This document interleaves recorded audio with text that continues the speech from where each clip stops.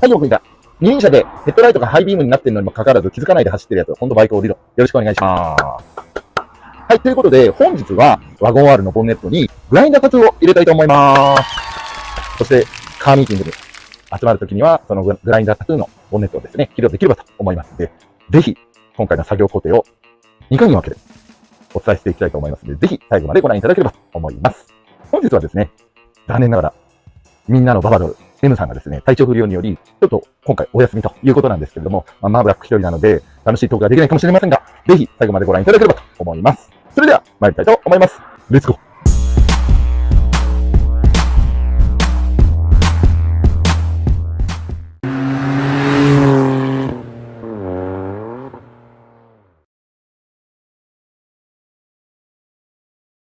はい、それでは早速、作業に取り掛かるんですけれども、まずは、このいただいたボンネットのコンディションをちょっと見てみたいと思います。コンディションは、ここら辺にちょっとした線傷があるのと、こんだけ、これが純正の色ですよね。今は、ウォッシャーのノズルを外したんですけれども、これが純正の多分ピンクだと思うんですよね。で、こっちが色あせてしまった。こんだけ色の差が出ちゃいます。すごいですよね。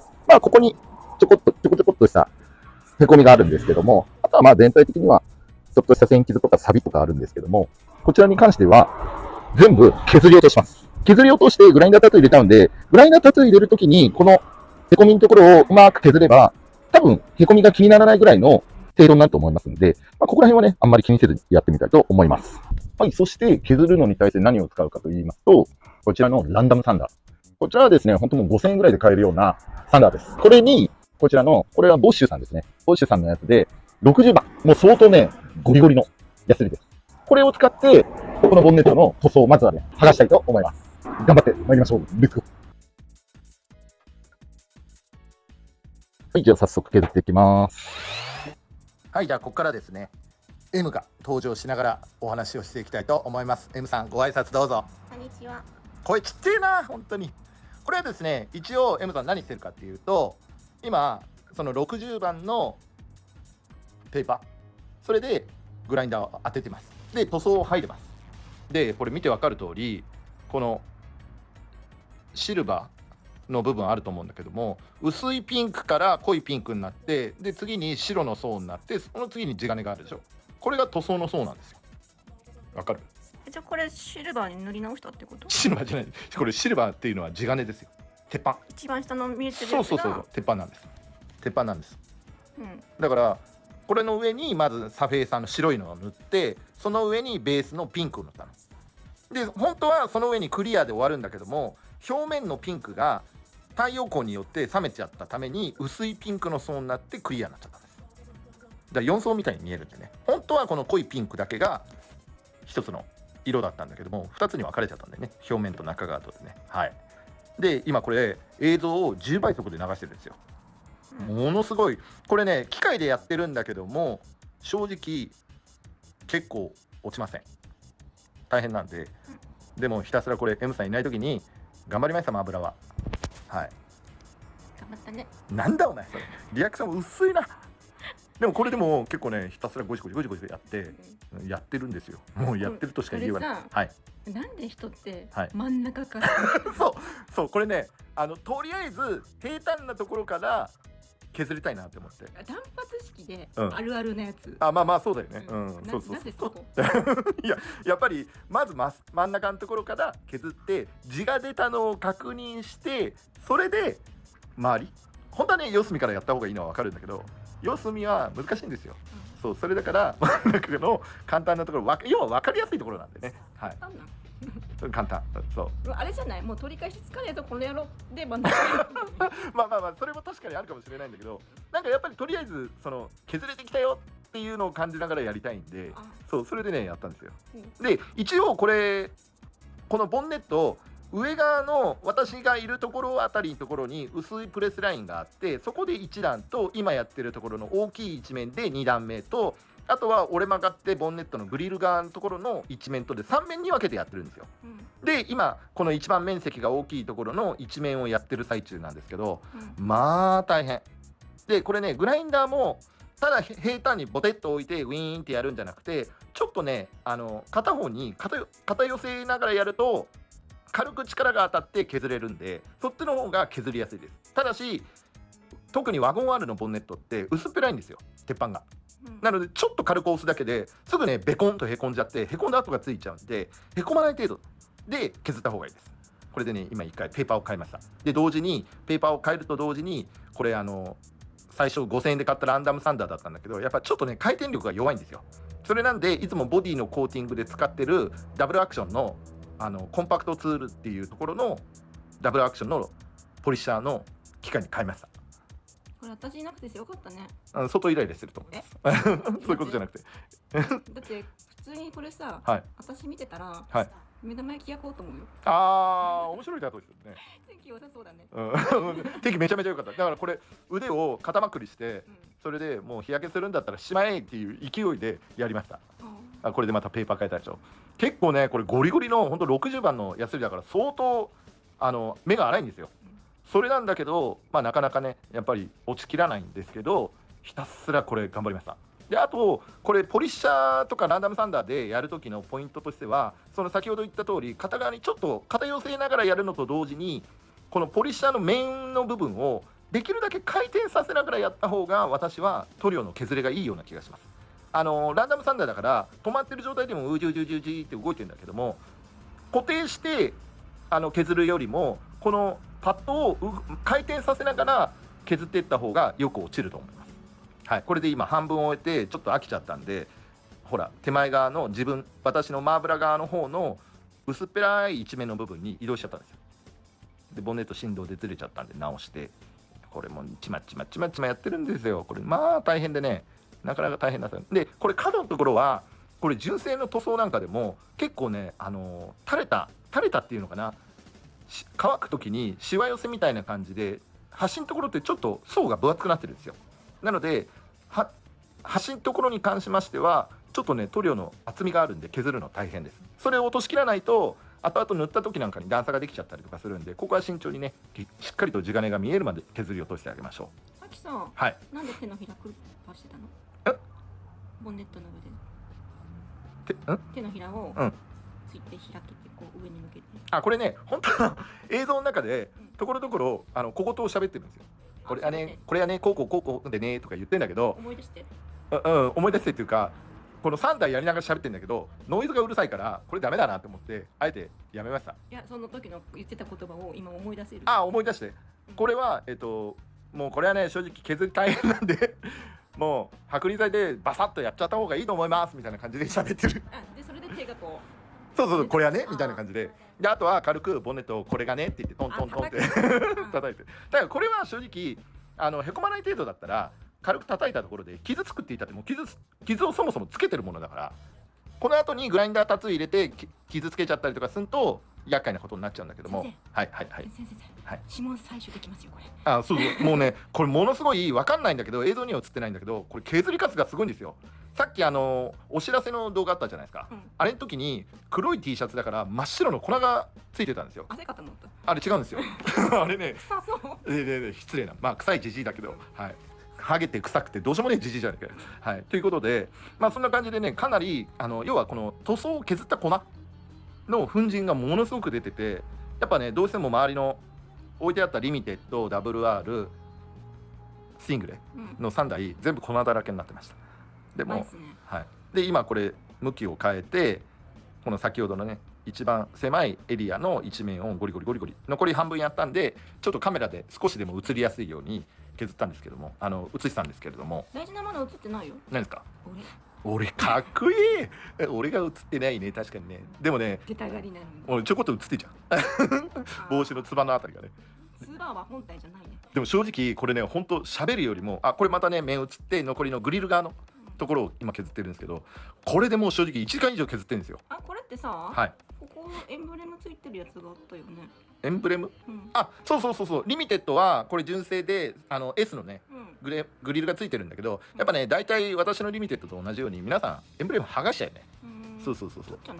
そう、あとは前期型のやつとかだとグリルの方にスズキの S がついてたりとかあるんで、ついてないやつも中にはあるんですよ。一体型だったね。そううちのはほらビレットグリルだったからボンネットの方に S のマークがついてたんだけども、これはねそもそもついてなかったですね。でこれはちょっとでもズームで見れるようにどんな感じで削れていくのかっていうために削ってます。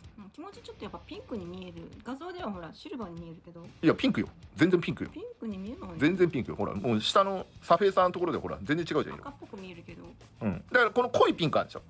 この濃いピンクが実際の色なんですよ。元見てないからね。私もだって元見てないもん。おい違うわ。違うほら塗りたてのピンクっていうのは分かんない。あ違う。さっきのウォッシャーノズルのところのピンクができるだけ新車に近いところでね。これほら剥ぎ取ったやつはいしかその実際のボンネットを見てないってことか。最初のね状態で私見てないから、このまんまです。もうまんまピンクじゃない。ピンクですよ。まんまピンク、薄いピンク、桃色みたいな感じ。そう薄いなんかベージュに近いくらいの薄い感じに見える。でもねこれねおそらく新車の時は相当濃いねピンクだったと思いますよ。そうだけどやっぱ太陽のお日様に当たって特にほらエンジンルームってほらエンジンの熱でさらに熱さらされちゃうから余計ね色が冷めているっていうのは強いと思います。純正のピンクなんかあんの？あるみたいだね。へたまに見たような気がしなくもないけど、オプションカラー？いや純正だと思うよ。へなんかね詳しくはウェブでなんだけど全部調べてこんね。勉強不足ですいません。でもねこれね視聴者の達也くんが送ってくれて、達也くんのワゴン R はピンクのワゴン R なんですよ。じゃあボンネット何色なの？見てくださいこれとりあえず削ったんだけど残念ながらまだちょっと浅いんですよ。なので今これで最後にランダムサンダー軽いやつで使って残りの削りきれてない部分とか、あとは目が粗かったんでちょっとね慣らしてます。番手は変えてないんだけどもランダムサンダーの方がちょっとね細かくちゃんと綺麗に削れるんで、それで今ね金属部分の表面を整えてる感じです。はい、これでだいたい賞味2時間とかそれぐらいかかってましたね。相当長かったんですよこれ。M さんも今度これやってみる。もう1枚私ボンネットあるんで M さんそれでやってみます？私の腕ははい使い捨てだよ。意味が分かんない。腱鞘炎にね間違いなしになります。なってる。これだから私さっきのダブルアクションの方でやってても相当重かったんで、この軽いやつでもできなくはないんだけどやっぱね時間がかかっちゃうんで、それでね持ち帰ったんだけどあっちはあっちで重いしこっちはこっちで軽いんだけども時間がかかるっていうのでどっちもどっちですかね。ものすごい労力がかかるんで、正直後でも言うんだけども剥離剤予算に都合がある人は剥離剤を買って剥離剤で剥がした方が手っ取り早いと思います。ああそうだね、はい、そういえば塗装部やってたそんなの。塗装部って何ですか？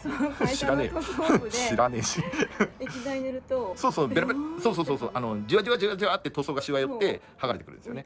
そう綺麗に剥がれるの。そうなんです。だからそれでやると綺麗に剥がせるし、まあそれでもスクレーパーで何回かに分けてやらないと綺麗には剥がれないんでちょっと大変っちゃ大変なんだけどね。はい、じゃあこれでねなんとか終わりました。はい、ということでなんとかボンネット全部表側ね塗装を削り切りました。だいたい時間にして2時間半。やっぱり時間をお金で買える人であるならば剥離剤をベタッとつけてバリバリバリっと剥がしちゃった方が早いと思います。私みたいにお金がない人はひたすら削ってこうやってやるしかないと。でもまあこれでとりあえず鉄板の地が出ましたんで、ここからグラインダーで削っていきたいんですけども、そちらは次回お楽しみいただければと思います。今回はとりあえず塗装を削った状態となっています。ということで最後までご視聴いただき誠にありがとうございます。高評価やコメント、チャンネル登録とベルの通知のマークをですね、オンにしていただきますと、アーブラックの不定期な動画の配信が通知でお知らせになります。ぜひ通知をね、オンにしていただければと思います。また、ファンミーティングの方も参加していただけると嬉しいなと思いますので、ぜひよろしくお願いします。それではまた次回お会いしましょう。さよなら。男のグライダーです。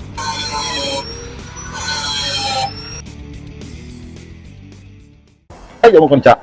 窓閉めっきりでタバコ吸ってる車内には乗りたくない。よろしくお願いします。はい。そうじゃない？タバコ吸ってる人の近くに行きたくない。すいません、タバコ吸ってます。はい。本日は、だいぶ時間経ってしまったんですけども、こちらの動画でね、グラインダータトゥーをやってたんですけれども、ようやく第2回目やりたいと思います。ボンネットの塗装を前回剥いで、今回はグラインダータトゥーのラインを引く。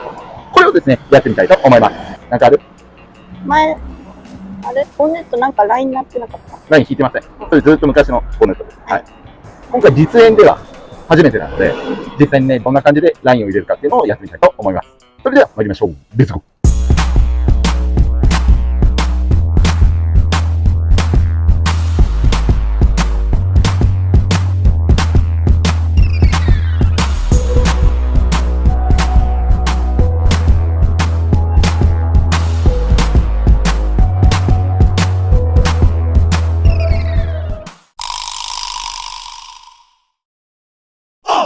はい、じゃあ早速、このボンネットにラインを入れるんですけども、前回削ってね、ちょっとね、削り残しとかがあったんで、レッドで改めて削り削り直しました。だいぶ綺麗に削れたでしょ。どこが削りはい。本当にね、ここちょっと目切りしようかなって思って、それでグラインダーを入れようかなと思ったんですけれども、ちょっと手間だったんでやめました。はい。そして今回はグラインダーだとラインを入れるんですけども、これライン入れるに関してもそんな大差ないんだけど、このグラインダーの石によってラインの付き方が違うと。こういうので入れる人も入れれば、こういうので入れる人もいるし、あとまだこういうので入れる人もいる。何が違うかって言えば、線の太さが違うかなって、まあ、ビビたるものなんだよね。そして今回は、こっちが細い、中ぐらい、ちょび大みたいな、そんな感じなんで、まあ私は今回は細いラインで入れてみようかなと思います。これ細いやつなんで、あんまり食べちゃうと切れちゃうんで、なので、軽くね、撫でる程度。鉄板をこういう状態でグイーンってやるのと、こういう状態でグイーンとやるのとだと、線の太さも異なりますんで、まあ軽く立てるような感じで、ジュイーンと削っていくような感じでやってみたいと思います。はい。はい。それでは、じゃあ実際にね、もう。どのぐらいやつ何ミリとかあるの？何が？厚み？だいたい自動車は 0.8 ミリだね。はい。まあ実際に、ちょっと削りたいと思います。じゃあ、この一番薄い刃をね、使いたいと思います。1.2 ミリの刃で、エムさん見てよ。これ、視聴者の吉坊さんからですね、この動画でワンオフマフラーをオーダーしてくれた吉坊さんなんですけど、ワゴン R ほら LED、テールランプの LED 飛んじゃったじゃないですか。くれたんですよ。提供いただいた。これバレンティの斜めテールのタイプで、もうこれ昔から私欲しかったの。だけど廃盤だから出てなくて、で、中古でもあんまテールいいのなかったんですよ。ワンオフマフラーの打ち合わせをしてた時に、ちょうどその吉坊さんが持ってるんで、あげるよって言っていただいて、もう感謝、感激、雨、嵐。本当にご提供いただいてありがとうございます。おかげで整備不良のね、車両じゃなくなりましたので、感謝しております。本当ありがとうございます。なので、今、もう問題なく、綺麗に収まる。かっこいいでしょ、このテール。問題1個ある。何？マフラー代。マフラー代が何？私の手元に来てない。なんでお前にやらなきゃいけない？だって。くれてやるわけねえだろ、お前。くれろよ。お前なんかにくれてやるか。だろう。ということで、吉本さんね、このテールランプ以外もいろいろご協賛いただいて、本当に感謝しております。ありがとうございます。ぜひね、このマーバックチャンネルにご協賛いただける方いらっしゃいましたら、よろしくお願いします。カーミーティングなんかの商品なんかでも使いたいなと思ってますので、ただ単に私が私服を懲らしめるために、使用するんではございませんので、もしご協賛いただける個人様、企業様いらっしゃいましたら、ご協賛の方よろしくお願いします。こっちにも。ということで、今、刃をつけました。これで早速ね、ラインを引いてみたいと思います。これね、ライン引きはセンス問われるんで、正直私あんまりセンス良くないんですよ。なので、なんとも言い難いんだけど、とりあえずやってみたいと思います。はい。だいたいここの真ん中からね、この円筒線上からここからユイーンって入れていこうかなと思ってます。ガイド入れないの？はい。ガイド。はい。ガイドは入れないの？ライトガイド。下絵とかさ。入れません。おい。フリーハンドで入れます。男のフライトです。はい。じゃあ行きます。ちょっとね、しばらく音量大きいんで、はい、行きます。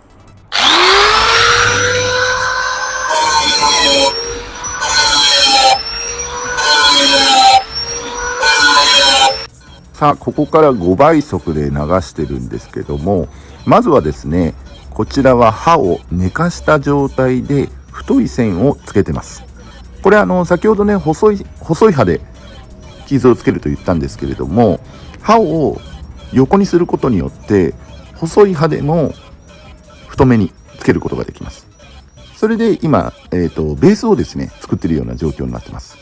この太い線をつけてから刃をですねちょっと縦にしまして、その太い線の上に細い線を入れるという、ちょっとね2タイプの線を入れようとしました。まあ最初のうちは正直太い線が入っちゃったんで、これどうしようかなってずっと考えてたんですけども、それだったら刃を立てて細い線を後から入れればいいやっていうような感じで2タイプの線を入れるようにしました。でもうまさにこれ今縦に刃をねしてるんで、これで今細い線を入れてるような状況ですね。これでもう間もなくね終わるような感じになります。だいぶ線がついてきたんですけれども、私のタイプ9タイプのグラインダーだから結構重いんですよね。なので結構右腕がパンパンな状況なので、そろそろやめようかなと思って終わりにしました。パパ、はい、どうですか？私こっち側に立って撮影しろって言ったけど、はいすんごい鉄粉飛ぶの、私の方に。あ、飛んでます。まあ、私のところもなんだかんだ飛んでました。手前より外の方がめちゃめちゃ飛んでる。すいません。暑かったんだけど。すいません。はい、ということで、今回は、このグラインダータトゥーは、ラインの今の入れ方は、最初太いのをバーっと全体的に入れたんですよ。うん。で、その後に刃を立てて、そして、細いラインを細いね。入れてって、太いのと細いのの2トンで下地が太くて、やってみました。どんな感じで映って上る？物が、細い方はね、キラキラしてて、そう。で、寝かしてる方は白くワイワイをしてそうなんです。太いのと細いのとで、光の反射具合が違うんですよ。グラデーション作ったのね。そう。なので、まあ、これでね、まあ、実際にやってみて、これでクリアとかをちゃんと足すと、日に当たった時に綺麗に反射してくれるんで、これがまたね、たまらないんですよ。模様が浮いてくるのね。まあ、グラインダータトゥーって好き嫌い分かれるんで、私のスティングレンに一回これグラインダータトゥー入れたんですよ。だからやっぱり好き嫌い分かれるんだろうなって思って元に戻したんですよ、削って。なので、今回は、これは私のリミテッドに入れますんで、はい。入れますよ。だから、エムさんあれでしょ？これ全部銀のままだと思ってるでしょ？そんなことないよ。これ縁は黒で、それで、ここの部分もなんか色混ぜるかして、それで、うっすら程よく見えるような。黒でいいんじゃないの？だって黒好きでしょ。だから黒ベースだけど、ここをスモークにするか、全部黒で。それとも、二次候補のブルー、キャンディーブルーとかを交えて、グラインダータトゥーをギラギラにさせていくか、ちょっとね、そこら辺は考え中です。削るときのポイントとしては、まあ、どれぐらいの太さの線を入れるのかとか、マスキングとかでストライプを入れたりとか、なんかそういうような工夫なんかもあったりとかするんだけど、私はシンプルに線が引いてればいいかなっていうのが、私は好きなんで、まあ前に、以前の車でもグラインダータトゥー3、4枚ぐらい作ったことあるんですけども、一応まあこんな感じで、私が好きなラインかなと思います。この太い線と細い線の、こっちから見たら、はい外から人が見てるそうだね、で、前からみたいな。で反対に立つと、い自分側がでもね、見える。自分側って言っても、運転席からってロンネットなんか見えないじゃないですか。だから、あんまりわからない。外から見ない。女の髪みたいだよ。メディーサですね、イメージは。そしてこれ線入れるときに、一応私も、マスキングとかやってないんで、フリーハンドで入れたんですけども、一応それなりに気遣ってるのは、左右比でね、左右のバランス。これを、あんまり意識しないで、デレデレデレって適当に本当にフリーハンドでやりすぎちゃうと、バランスが悪くなっちゃいます。なので、まあ、あえて、シンメトリー、アシンメトリー考えてるんであるならば、まあ、それもありなんですけども、私は両方均等的にっていうのを考えてやりました。ただ、ここら辺の最初の刃のつけた部分は、これ結構ぐちゃぐちゃになりがちなんですけども、まあ、同社さん、プロの人なんかだと、ここに鉄板を入れて、そこからスタートさせるとか、鉄板を入れる。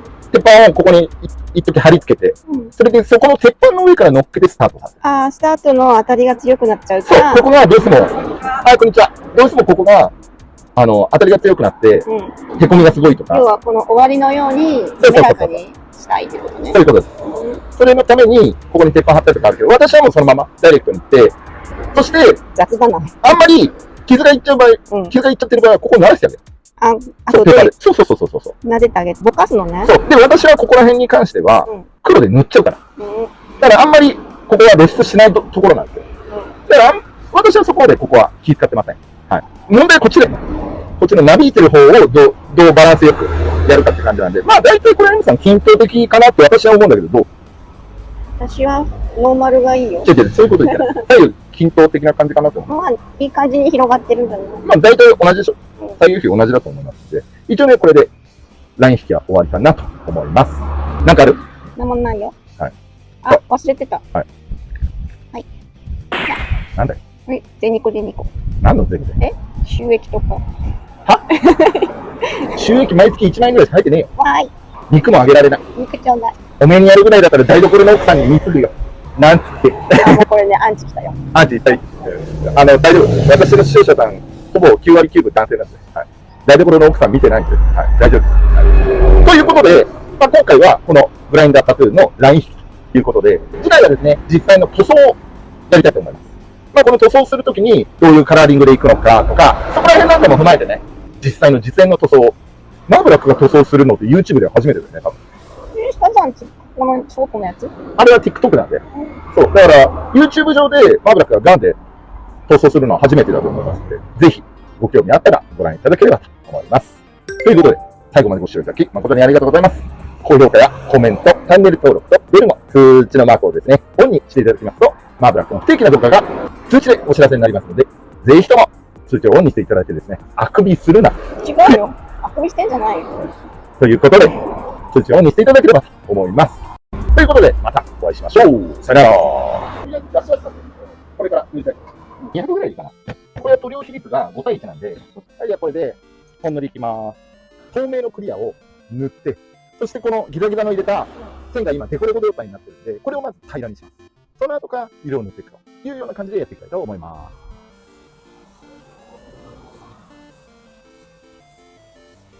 す。バーブラッククイズの景品にしようかなと思います。1等かな。はい。それで、希望者であれば、このボンネット差し上げます。そして、その場でつけていただくような感じです。はい、どうもこんにちは。ウインカー直前に出すやつ、ウインカーを出す意味が分かってない。よろしくお願いします。はい。ウインカーというのは、自分が出したらそれでいいんじゃなくて、周囲の車両への意思表示ですからね。車がいねえからって言ってウインカー出さないで進路変更するとか、交差点を曲がるとか、違いますから。必ず道交法で、ウインカー出せと。出てんだから30メートル手前とか3秒前とかに必ず出せ。ということでよろしくお願いします。今回はですね、いよいよブラインダータトゥー第3弾ということで、いよいよお待たせしました。大変、ブラインダータトゥーの動画は再生回数がダントツに低いんですけれども、ようやく第3弾出したいと思います。正直、第3弾を出そうかどうか迷ったぐらいなんですけれども、塗装しないというのもよろしくないかなと思うんで、やっぱやったからにはやりきりたいというので、第3弾の塗装編を出したいと思います。お待たせしました。N さん。はい。ということで、なんかあります？錆びちゃうよね。錆びてないですよ。大丈夫ですよ。はい。だからね、コメントでも錆びちゃうどうのって言われたんだけど、確かに、あんまね、放置しちゃうと、もう2週間ぐらい空いてたんで、あんま放置しちゃうと錆びちゃうんですけども、うちは特別な保管方法がありますので、本当だよ。ありますよ。うちは特別な保管方法がありますので、錆びません。なので、これからね、早速、塗装をやっていきたいと思います。それでは参りましょう。レッツゴー。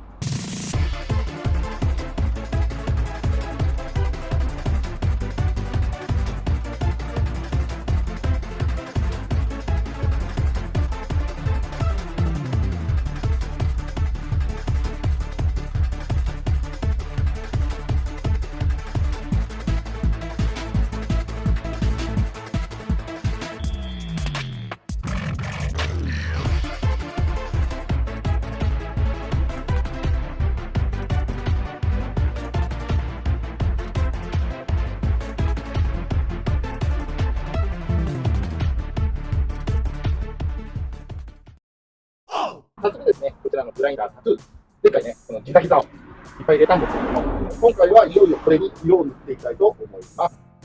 そして、今回はですね、もともとこれピンクのベースの、ピンク、パープルのボンネットだったんです。あ、こんにちは、どうも。高いです。暖かいですね。今回はですね、こちらの、もともとのボンネットの塗装ベースが、パープルの色だったので、ピンクだって言ってたよ。ピンクって言ってたよ。ピンクなのかな、パープルなのかな。だって、私散々にピンクって言ってたじゃん。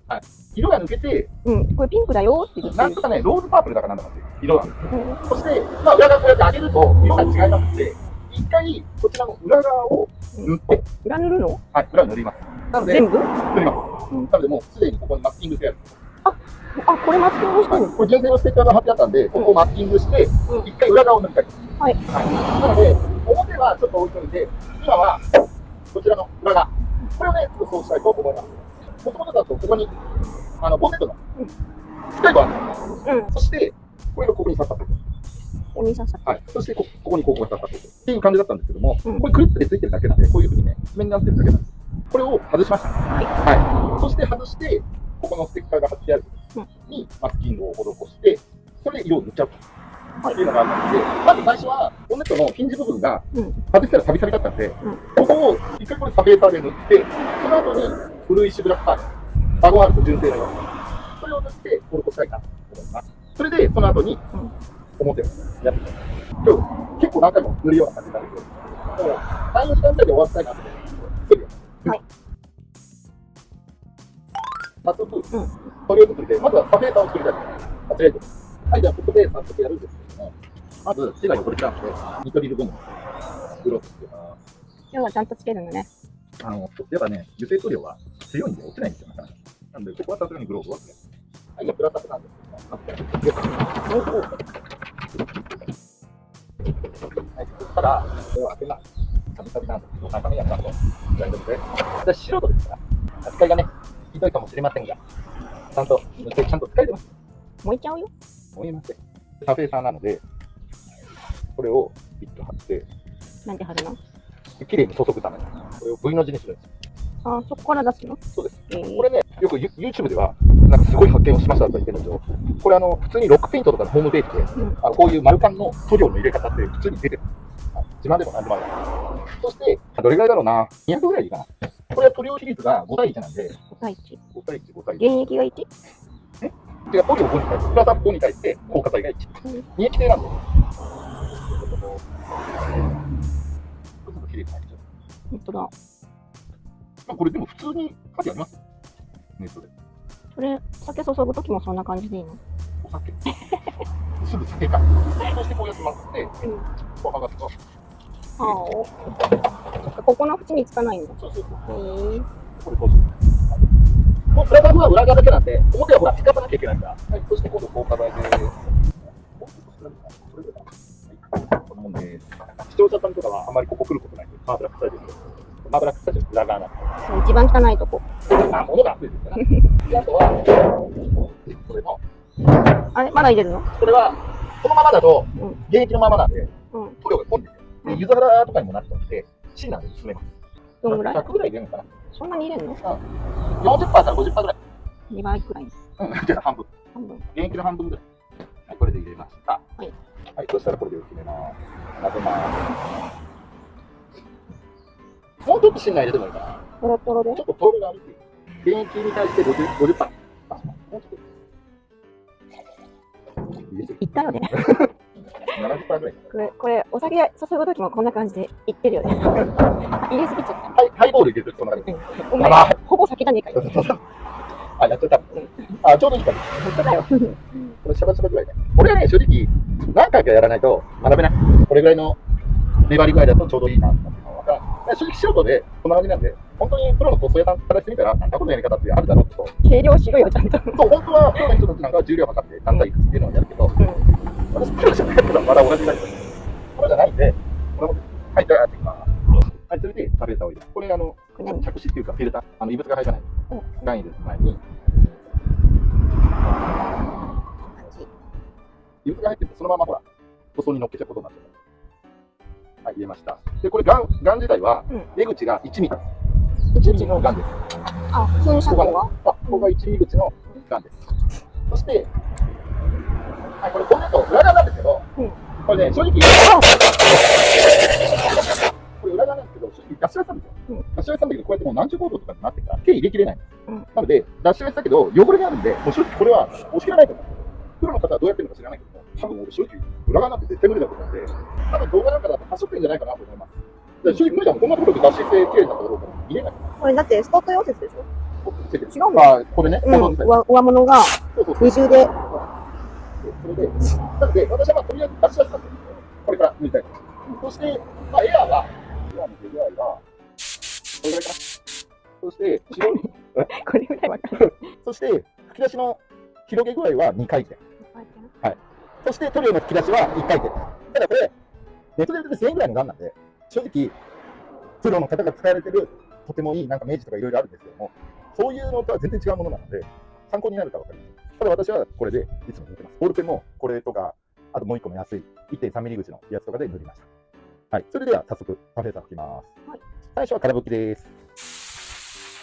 拭きが汚れないようにね、ちゃんと見ない。しまっとけ。今日海の日ですよ。はい。しまっとけ。しまいません。はい。軽くね、エアで拭いて、ゴミ飛ばします。ゴミ飛ばしたんだけど、飛ばしきれない。正直裏側無理です。はい、塗ります。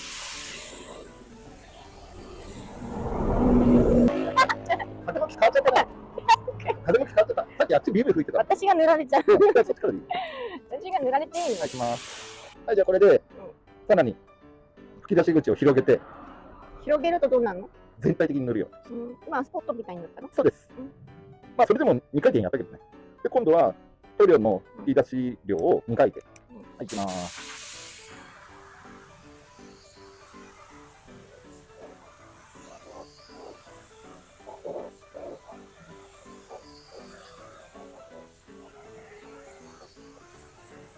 お、白くなってきた。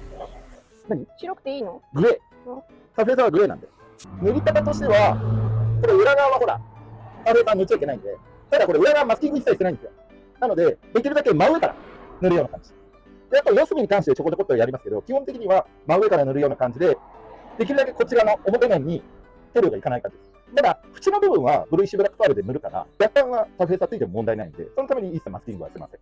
今日日が強いからすぐ乾く。うん。はい、じゃあこれでまず第一段階のサフェーサー終わったんで、次にブルーイッシュブラックパールを塗りたいと思います。で、裏も塗るの？裏はブルーイッシュブラックパール。あ、裏をこのまま塗るのね。はい。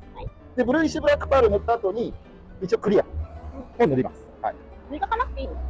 本当は磨きたいんだけど、裏はやりません。手抜きですね。手抜きじゃないよ。まあこれでやりたい。もう乾いてもね、触ってんの？もう指触り OK な。指の何その言い方。指触り。指触り。それで、あとは、ブルーイッシュに塗ります。これで一回洗います。はい、じゃあこれで一回シンナーで洗浄します。はい、これ洗浄用シンナーです。ジョボジョボーっとしてね。オッケー。はい。これ入れてどうするの？これで、蓋閉めて、で、シェイク。そしたら、まあ、これ、ガス使う人なんかだったら、まあ、みんな知ってるよね。クリップつけて、で、あら、下の周りを。そうそう、落ちきらない。ね。べっしゃべしゃ。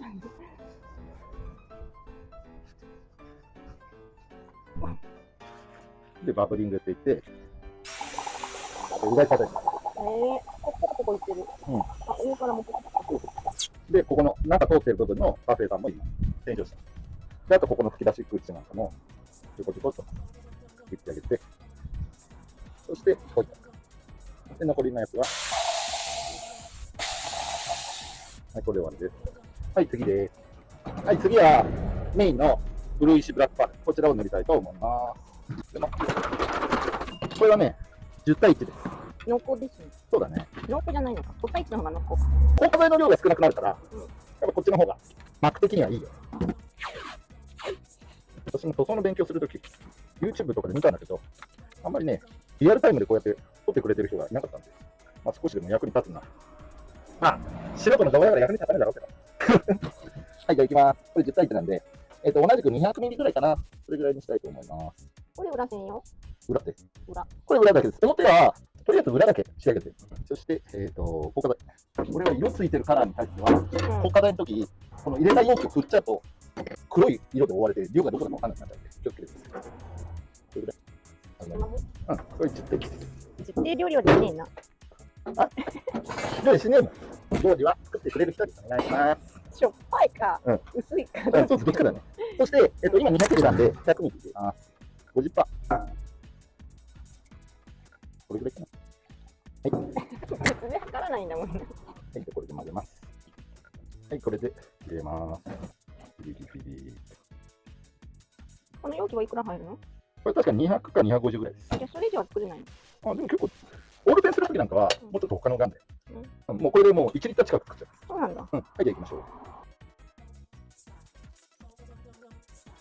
はい、じゃあ続いて、メインのブルーイッシュブラックパール。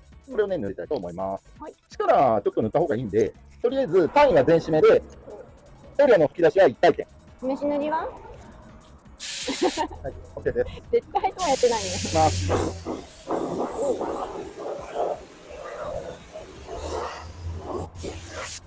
これ今自分なんだから結構いい加減にやってるんだけど、本来はもっと結構しっかりやります。で、ちょっとこれで全体的にやっていきます。今2回転広げの1回転緩みです。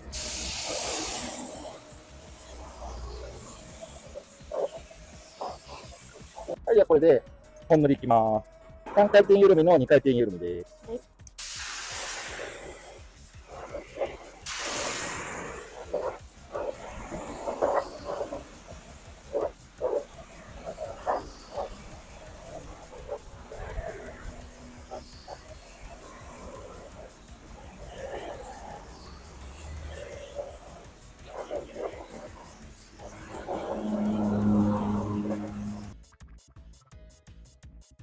はい、じゃあ続いてですね、ブルーイッシュブラックパールを塗ったんで、続いて最後にクリア。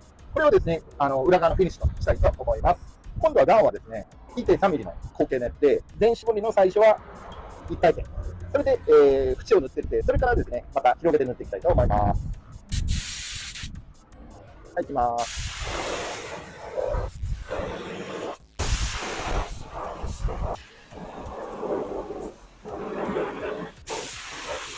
まあ、軽く切り拭きなんでやりたいと思います。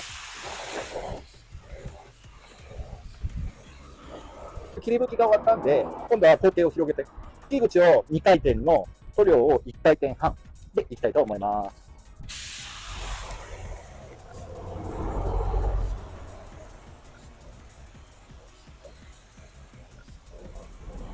こんなもんかな。でもだいぶ良くなったでしょ。もう裏だからいいでしょ。そう。テロテロ出てる。これはヤスリで鳴らすでしょ。いや、もう鳴らさない。やんないの？そのまんまかな。よいしょ。もうどこ行く？ちょっとひなた。あ、天日干しね。エビ干し。俺の天日干しはいつ始まるの？あ、もう、光るで。俺の恒例天日干し。でも見事に黒になってる。こっちだね。正直細かいところは、うんあえて塗ってません。俺は黒くしなくていいの。本当はなりたい。あ、どうぞ。まあ、これで今度は一通り乾いたら、今度はようやくね、表を塗りたいと。で、ちょっと一旦タイムをしたいと思います。はい、ということで、ようやく表に来ました。そして表はですね、まずは透明のクリアを塗って、そしてこのギザギザの入れた線が今デコデコ状態になってるんで、これをまず平らにします。その後から色を塗っていくというような感じでやっていきたいと思います。透明のクリアを塗って、そしてこのギザギザの入れた線が今デコデコ状態になってるんで、これをまず平らにします。その後から色を塗っていくというような感じでやっていきたいと思います。はい、じゃあそうしましたら、今は、範囲が1回転の、塗料の突出口が1回転の、これをやりたいと思います。これでね、とりあえずは全体的に塗っていきます。もっと広げていいね。範囲を2回転にしました。いきます。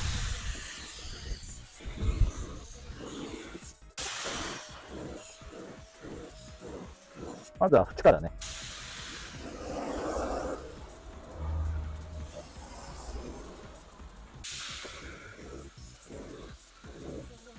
ちなみにこれは今もう脱脂し終えてる状態です。はい、それから今は3回転、範囲を3回転にしました。これもちなみに4、5000円ぐらいの 1.3 ミリのスプレーガンです。ここのガンが違う。大した感じじゃないです。ついてるついてる。はい、いきます。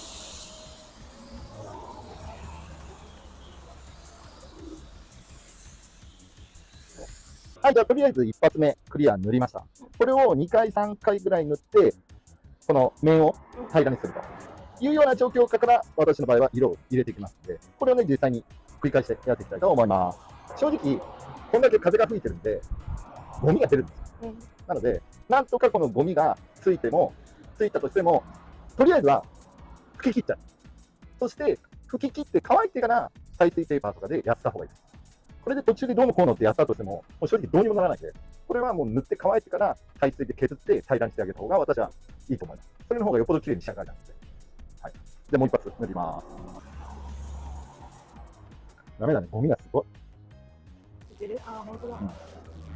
なので、今日はとりあえずクリアだけ。クリアをとにかく厚塗りして、そしてゴミを取ってから、またエンドさんほら、平日仕事なんで、また来週に色を、ね、塗っていきたいと思います。それでは来週までレッツゴー。はい、ということで、あれからどれぐらい経ちますか？1ヶ月ぐらい。結構経ったと思うんですけども、一応ですね、前回クリアまで塗ったんですよ。でクリアまで塗ったんだけど、やはりここ風通しがすごくいいんで、埃がすごいんですよ。なので、そのまま塗っちゃうとゴミの跡とかもそのまま残っちゃうので、それなので、一度乾いてから2000番の耐水ペーパーで削りました。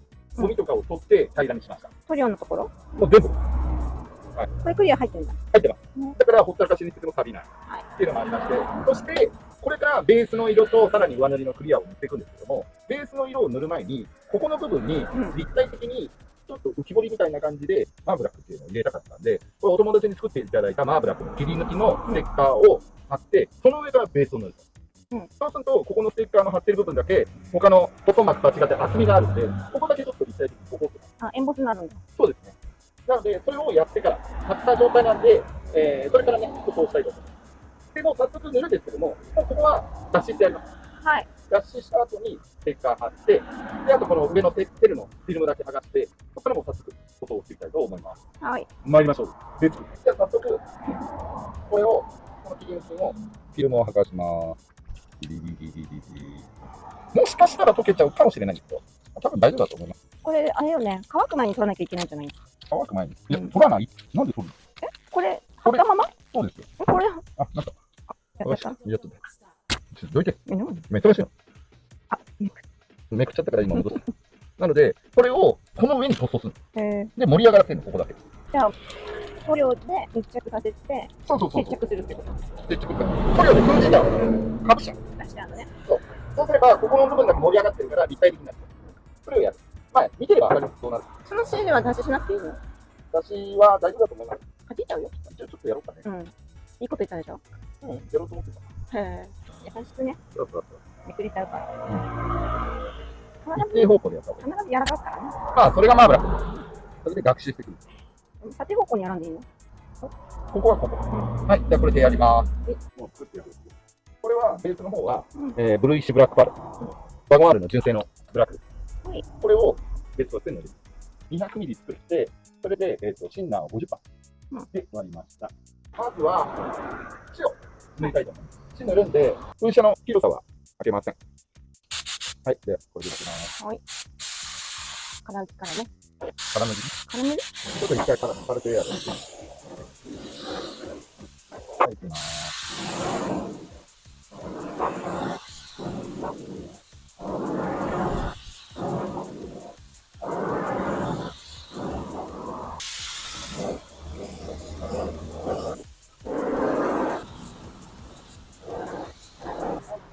そして、を1回で範囲を、こうやってにしようかな。ちょっと広めに塗ります。はい。形もです。うん、でも上だから大丈夫。大丈夫。あと、なおさら飛んでるんで。新しいの買ってもらうよ。やめときます。はい、いきます。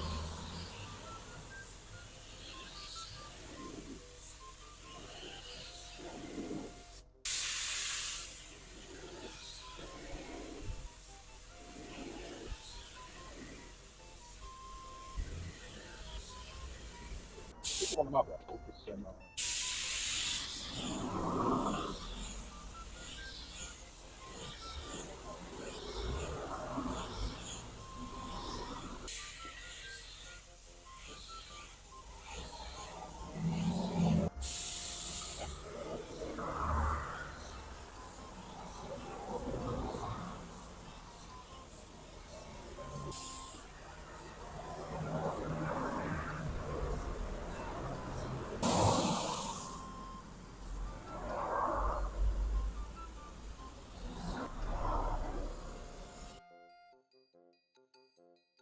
あれ今やってたんだけど、虫が混入してなくて、取ろうと思ったんだけど、ダメだったんで、一回強制的に乾かして、それでペーパー、1200か、1200でザーッと当てて、ゴミがあるところだけ取って、それで、残りの塗料がちょっとこれぐらいしかないんで、足りるかどうかわかんないんだけど、一応この塗料で、ブラックの部分、また全体的にちょっと塗って、それでクリアを塗ろうと思う。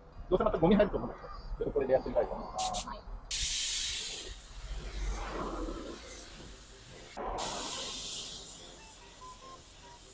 消えたね。もちろん。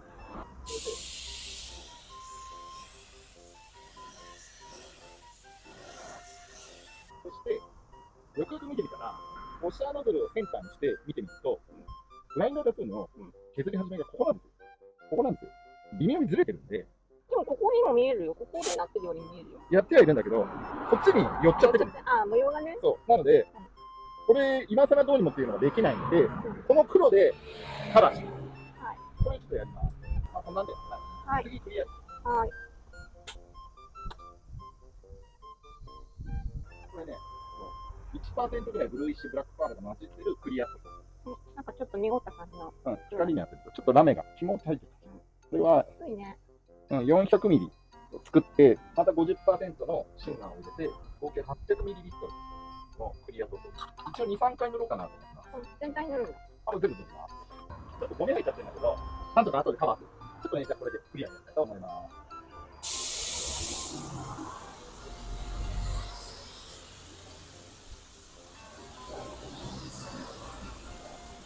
ちょっと垂れてるか。また、削ればいいのね。削ればいいけどね。後でね。シンナーが多いから、ちょっと枯れやすいんだよ。うん。大体30%とか40%ぐらいなんだけど、ちょっと多めにしてみます。ツヤツヤしてる。なってきた。でもうちょっと暗い方がいいかもね、シルバーも。ちょっと、タトゥーをね、強調できる。あー、垂れてきてるね。これ後で削ります。さっき虫がついちゃったんですよ。もうスポットでちょっとビッピッピって強めについちゃったから、垂れやすかった。で、上げる後に今2回転、質量2回転やってるから、相当な量出てるから、で、これでまたはい2度目を塗ります。はい、ということで、とりあえず、なんとかクリアまで塗り終えました。はい。で、マーブラックスタジオでは、強風の都市、マーブラックスタジオなんで、風が強いので、特に今日ちょっといつもよりか風強めかなっていうのがあって、ここがだいぶダメにしました。なので、汚いです、ちょっと。ただこれ、正直オールペンの時もいつもこんな感じなんですよ、よく塗ってる時。それで、いつも削って、耐水ペーパーで削って、で、風にして、で、ポリッシャーかけて、綺麗にするっていうのが、マーブラック流なんで、一応ね、こういう青空でもできるんだよっていうのをお伝えしました。はい。で、今、仕上がりはこんな感じです。一応これ、いわゆる吹きっぱなしって状態で、やっぱゴミとかすごいですよ。すごいでしょ、これ。そうね。で、さっきのマーブラックのステッカーの部分はこんな感じです。一応ね、こういう感じで。パッと見はわかんないんだけど、引きで見るとこんな感じなんだけど、寄せてみるとこんな感じで、立体的な感じでね、マーブラックっていうのが出てきてますんで。で、あとはグラインダーの方は、こんな感じで。今日ちょっとお日様がもう隠れちゃってるんで、グラインダーの輝きがちょっと分かりづらいんですけど、一応こんな感じで線は残って、その縁をこの黒でね。まあ今このカメラで見えてるような感じでツヤツヤには仕上がります。まあこんな感じですかね。はい。一応これは今度の12月の22日がマーブラック乗り物 TV のチャンネル開設2年目なんですよ。なので、その22日の前後の週あたりに、マーブラック乗り物 TV カーミーティング第3回を行いたいと思います。そして、そのカーミーティング第3回はアニバーサリーということもありますので、まあ、こちらの動画のコメントで欲しいって方が結構いるようでしたら、このボンネット、綺麗にした状態で、裏側はちょっとやっぱりゴミとか入ってるんで、ちょっと綺麗ではないんですけども、今日に塗った状態。で、底面はこの状態を生活に綺麗に磨き倒して綺麗にした状態をプレゼントしようと思います。どうですね。その場で取り付けその場で取り付けその場で取り付けて、一応、これワゴン R 限定になっちゃうんですよ。スティングレーはダメになっちゃう。スティングレーだけはボンネット違うんで、ワゴン R の全グレード、MH2122 の方のワゴン R であれば、どのグレードでも来ます。WR でもリミテッドでも何でも来ます。それで、これを差し上げたと同時に、もし希望者がね、マーブラッククイズの景品にしようかなと思います。1等間。はい。それで、希望者であれば、このボンネット差し上げます。そして、その場で付けていただくような感じです。外したボンネットをマーブラが欲しいんですよ。これなんでかっていうと、この次のアニバーサリーの時のために、このボンネットをグラインダータトゥー入れたボンネットをまた次のプレゼントにしたいなと思いますので、ご希望の視聴者さんがいらっしゃいましたら、コメントの方に、ボンネットを商品にしようっていうコメントをいただければと思います。はい。はい、ということで、今、ミーティングでこちらのボンネットが商品として、マーブラッククイズの商品として欲しいっていう方がいらっしゃいましたら、コメントの方にね、ぜひいただければと思います。アニバーサリーの、もし需要があるようであれば、アニバーサリーの定番商品にしようかなと思ってます。はい。ワゴン R 限定になっちゃうんです。そうだね。はいでもみんな見て応援してくれてるから、いいんじゃないの？まあ、ご希望であればコメントください。はい。元気になってね。元気になれない。もうコメントでもうへこんで落ち込んで。へこんでじゃない。イライラする。分かったよ。見えない相手だからって言って、いちいち余計な一言書くようになる。やめなっちゃったよ。はい、ということで、最後までご視聴いただき、誠にありがとうございます。高評価やコメント、チャンネル登録とベルの通知のマークをですね、オンにしていただきますと、